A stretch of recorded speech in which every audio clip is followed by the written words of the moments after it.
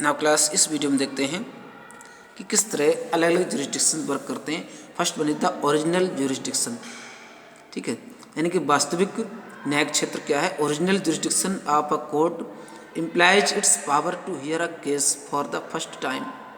तो original jurisdiction case को इस बात की इम्प्लाई करता है कि वो केसेस को फर्स्ट टाइम हियर करें।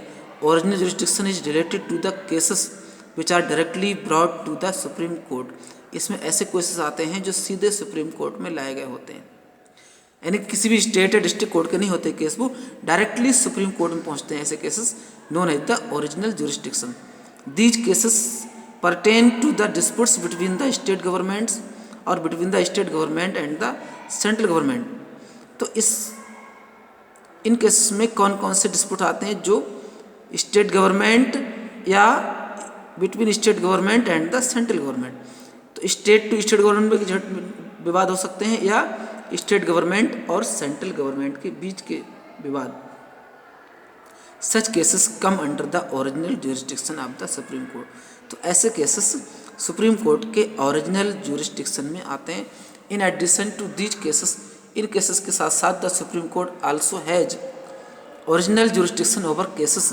सुप्रीम कोर्ट के पास कुछ केसेस पर ओरिजिनल ज्यूरिसडिक्शन होता है brought by common people related to important social issues.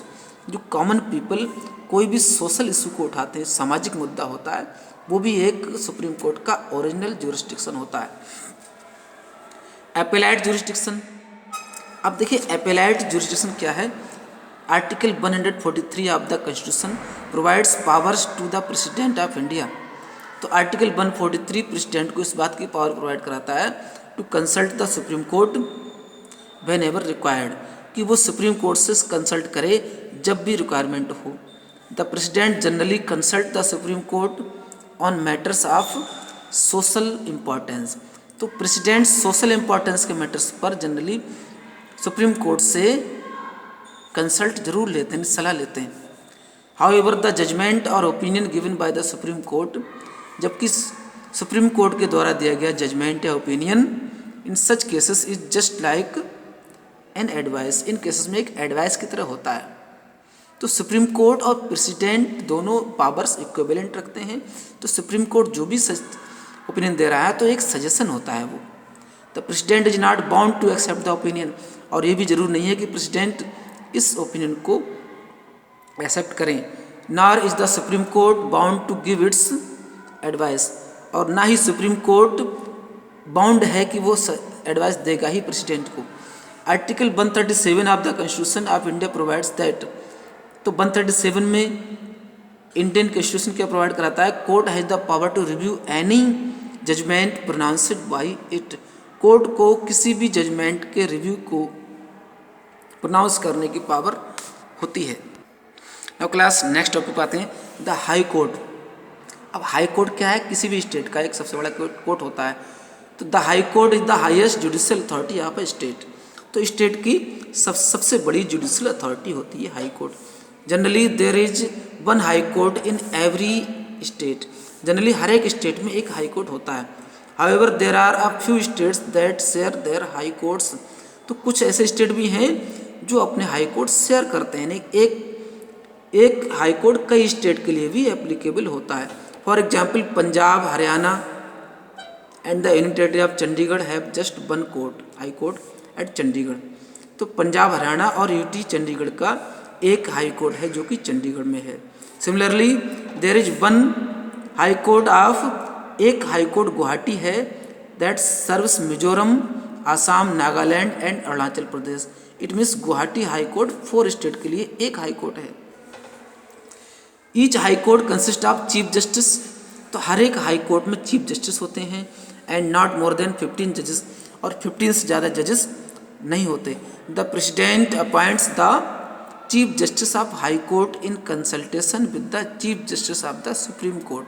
तो प्रेसिडेंट हाई कोर्ट के चीफ जस्टिस को अपॉइंट करते हैं सुप्रीम कोर्ट के चीफ जस्टिस की सलाह से। सुप्रीम कोर्ट का चीफ जस्टिस क्या है, वो सजेशन देगा प्रेसिडेंट को और प्रेसिडेंट चीफ जस्टिस को अपॉइंट करेंगे जो कि हाई कोर्ट का चीफ जस्टिस होता है।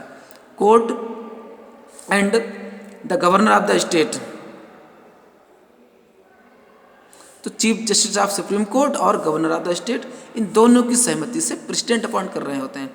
Just like the supreme court, ठीक सुप्रीम कोर्ट की तरह the high court also has the power to hear, high court को ये पावर होती है ओरिजिनल केसेस को वो सुने, solve election related disputes, election से संबंधित डिस्प्यूट को सोल्व करना, and attend to cases related to violation of fundamental rights, fundamental rights के वायलेशन यानी कि उल्लंघन से रिलेटेड केसेस को भी सुनते हैं।